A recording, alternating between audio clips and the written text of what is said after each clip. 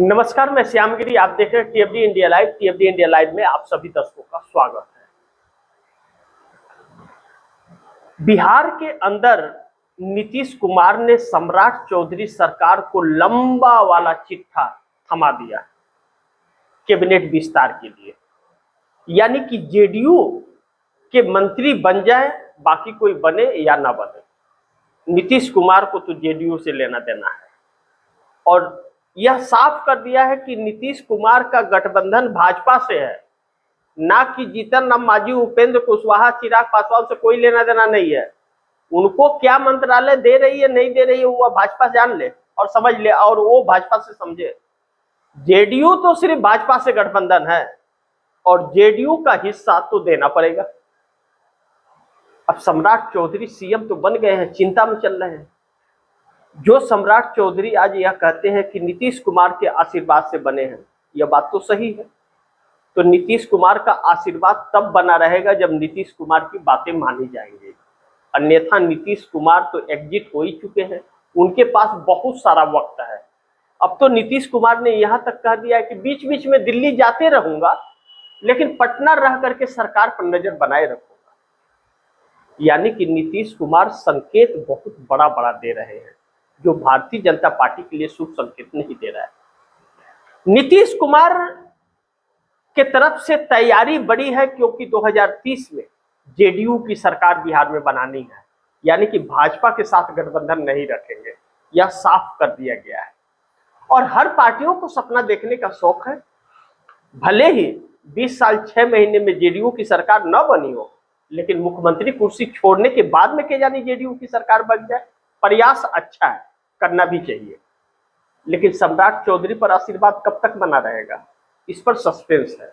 मंत्रिमंडल विस्तार में बहुत खड़मंडल होने की बातें कही जा रही है, क्योंकि जेडीयू के मंत्रिमंडल विस्तार पर जेडीयू के मंत्रियों की भरमार है। कंप्रोमाइज भाजपा को करना है, जेडीयू नहीं करेगी। यह साफ कर दिया है कि समझौता तो नहीं होगा भैया, देख लो। और सम्राट चौधरी को हटाने की कोशिश भी मत करना, नहीं तो तुमको ही बिहार तो छोड़ो दिल्ली नहीं रहने देंगे। तो भाजपा संकट में है। लेकिन एक बात यह निकल के आई कि नीतीश कुमार ममता के संपर्क में है। इस बात पर मैं मुहर तो नहीं लगा सकता, लेकिन इरादे कुछ ऐसे ही नीतीश के हैं। लेकिन दूसरी तरफ नीतीश अभी एनडीए छोड़ने के फिराक में बिल्कुल नहीं है। नीतीश कुमार बिहार में अपने बेटे के लिए जमीन तैयार कर रहे हैं अलग तरीके से। और सम्राट चौधरी मंत्रिमंडल में जेडीयू के कोटे से निशांत कुमार के नजदीक रहने वाले लोग, युवाओं का हो सकता है एंट्री ज्यादा मात्रा में होगी, यानी कि जो बुढ़े हैं उनकी नौकरी जाने वाली है। लेकिन दूसरा अहम चीज पश्चिम बंगाल में बड़ी महत्वपूर्ण है। पश्चिम बंगाल के अंदर जो हालात इस वक्त भारतीय जनता पार्टी की बड़ी भयावह सी परिस्थितियां हैं। अभिषेक बनर्जी ने यह कहा है कि टीएमसी 225 के पार, यह बात तो नहीं कह सकते। 225 सीटें टीएमसी की आएगी ऐसा मैं बिल्कुल नहीं कह सकता, लेकिन 200 के आसपास ममता बनर्जी के कहे अनुसार कहा जा रहा है। राजनीतिक विशेषज्ञ और वरिष्ठ पत्रकार जो 40 साल से पश्चिम बंगाल की राजनीति को देखते और परखते हैं, उनके कहे अनुसार टीएमसी जो है ममता बनर्जी की, वह 200 के आसपास तो पहुंच रही है। भारतीय जनता पार्टी बहुत बड़े संकट में है, इस बात से भी इनकार नहीं किया जा सकता, और यह दिख रहा है। और दूसरे चरण का मतदान का भी समय खत्म हो रहा है, क्योंकि 29 को है और 27 तारीख को चुनाव प्रचार शाम 5 बजे थम जाएगा। ऐसे में ममता बनर्जी का यह ऐलान कर देना कि 4 मई को रिजल्ट आने के बाद टीएमसी की सरकार पश्चिम बंगाल में बनेगी और केंद्र से मोदी और शाह की सरकार को उखाड़ फेंकेंगे। मैं नहीं जानता उस वक्त क्या होगा, लेकिन एक समीकरण जो बड़ी तेजी से सोचने के लिए मजबूर करता है कि अगर ममता बनर्जी 4 मई को चुनाव जीत गए तो भारतीय जनता पार्टी के 12 सांसद पश्चिम बंगाल के टीएमसी में शामिल हो जाएंगे। इस बात की चर्चा और इस बात के कयास लगाए जा रहे हैं।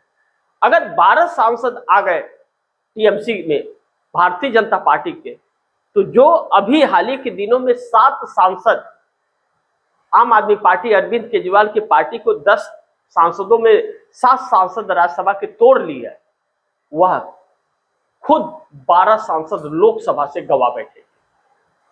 और ऐसा हो सकता है क्योंकि 6 से 7 सांसदों की तो लिस्ट कब की आई हुई है, कब की चर्चा इसके कई बार हो चुकी है, यह खबरों में छाए रहे, लेकिन टीएमसी ममता बनर्जी ने ऐसा किया नहीं। लेकिन अब जैसा ममता बनर्जी ऐलान कर रही है कि पश्चिम बंगाल फतेह हासिल करने के बाद दिल्ली में सरकार बनेगी, तो 12 सांसद इसका मतलब भाजपा के आ जाएंगे अगर ममता जीत गई तो, यानी कि भारतीय जनता पार्टी 240 से सीधे 228 पर आ जाएगी। अब बड़ी महत्वपूर्ण बात है कि 12 नीतीश कुमार के भी हैं अगर चर्चा हो रही है, और 12 भाजपा के ही टूट रहे हैं, तो नीतीश कुमार काहे पूछ पकड़ के लटके रहेंगे, वह भी चले जाएंगे ममता के साथ। ममता से दोस्ती अच्छी है, और अब तो ममता भी 5 साल बाद रिटायर हो जाएंगे, नीतीश भी रिटायर हो गए, और 5 साल बाद तो चंद्रबाबू नायडू भी रिटायर हो जाएंगे। जब मिले 3 दोस्त 3 यार, तो दोस्ती और गहरी हो जाती है।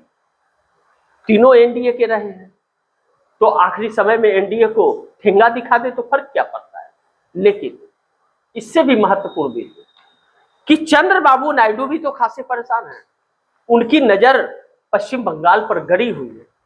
18 सांसद हैं, 16 चंद्रबाबू नायडू की और 2 पवन कल्याण की। यह 18 सांसद भी बहुत प्रभाव डाल सकते हैं। तो ऐसे में पश्चिम बंगाल चुनाव में चंद्रबाबू नायडू यह देखना चाहते हैं। यह तो तय है कि चंद्रबाबू नायडू आज नहीं तो कल ठेंगा दिखाएंगे मोदी सरकार को, नहीं तो उनके 16 सांसद टूट जाएंगे, क्योंकि पश्चिम बंगाल के बाद उन्हीं का नंबर भी लगने वाला है। अगर केजरीवाल के 10 में 7 सांसद टूट सकते हैं, तो चंद्रबाबू नायडू के 16 सांसद क्यों नहीं बिक सकते हैं, और मोदी साहब उसे खरीदेंगे आने वाले वक्त में। या बार बार चीजें हो रही है, नीतीश के बाद उन्हीं का नंबर है।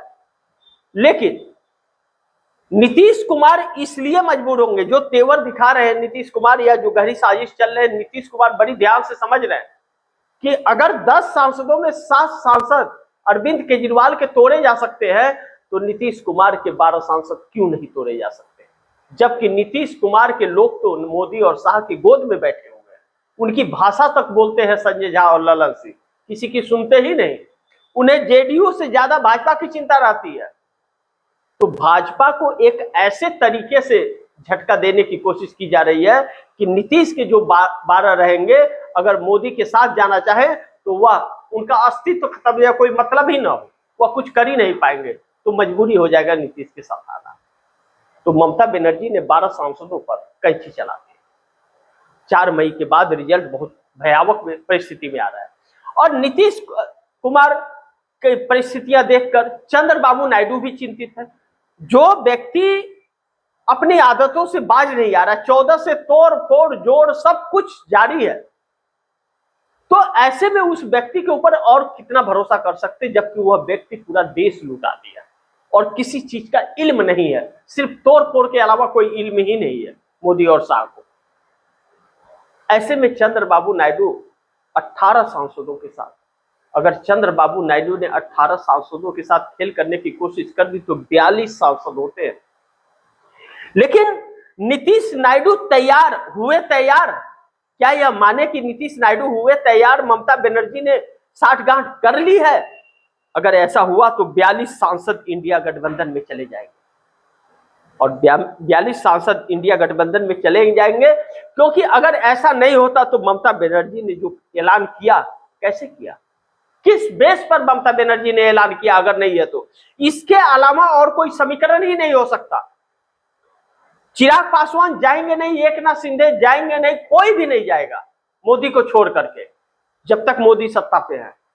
सिर्फ यही 2 व्यक्ति हैं, नायडू और नीतीश, इसके अलावा कोई नहीं इधर से उधर हो सकता है अगर होना होगा तो। और नीतीश अभी तक नहीं हुए, नायडू भी नहीं हुए, लेकिन एक समीकरण की तलाश में यह जरूर है बार्गेनिंग पावर के, और वह तलाश ममता बनर्जी अगर चुनाव जीत जाती है, 4 मई को रिजल्ट आता है और जीत जाती है, तो फिर यह समीकरण उनको फिट हो जाएगा और भारतीय जनता पार्टी के लिए मुश्किल हो जाएगी, और भाजपा खुद अपने 12 सांसद गंवा बैठेगी।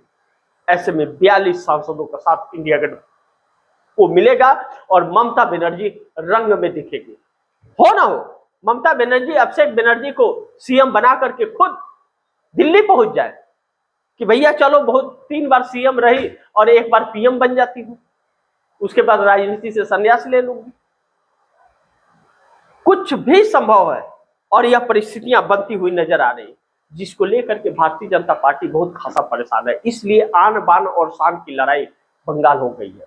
बंगाल हारना मतलब भारतीय जनता पार्टी का टूटना और नरेंद्र मोदी के खिलाफ आवाज बुलंद होना, यह शुरू हो जाएगा। ऐसे में मोदी और शाह के लिए बहुत दिक्कतें हो रही है। अनाप शनाप बयानबाजियां अभद्रता पर उतर आते हैं जब प्रधानमंत्री और गृह मंत्री, तो यह चिंता का विषय होता है कि एक प्रधानमंत्री गृह मंत्री इतना कैसे गिर सकता है। लेकिन यहाँ गिरने की कोई बात नहीं है, यहाँ पर इज्जत की भी कोई बात नहीं है। इज्जत 2 रुपया किलो बाजार से यह लोग खरीद लेंगे। अरे बेइज्जती तो उसकी होती है जिसकी कोई इज्जत होती है। लेकिन नीतीश नायडू गहरी साजिश चल रहे हैं। नीतीश बिहार में भी फंसा रहे हैं सम्राट चौधरी को, और नायडू बड़ी असमंजस परिस्थिति में है, करे तो क्या करे। अब ऐसे में ममता बनर्जी के ऐलान में कितना दम है, यह तो 4 मई की बाद पता चलेगा। लेकिन नीतीश कुमार ने फिलहाल बिहार में सम्राट चौधरी के लिए चुनौतियां बढ़ा दी है। देखते हैं क्या होता है, इंतजार करते हैं। बाकी आप दर्शकों की क्या राय है, क्या सुझाव है, कमेंट बॉक्स में जरूर दीजिएगा। इस खबर को ज्यादा से ज्यादा शेयर कीजिएगा, अपने दोस्तों को भी कहिएगा आगे शेयर करें। और आपने टीएफडी इंडिया लाइव को सब्सक्राइब नहीं किया, सब्सक्राइब कर लीजिए। अपने दोस्तों को भी कहिएगा टीएफडी इंडिया लाइव को सब्सक्राइब करें। मिलते हैं अगली खबर के साथ, तब तक के लिए नमस्कार।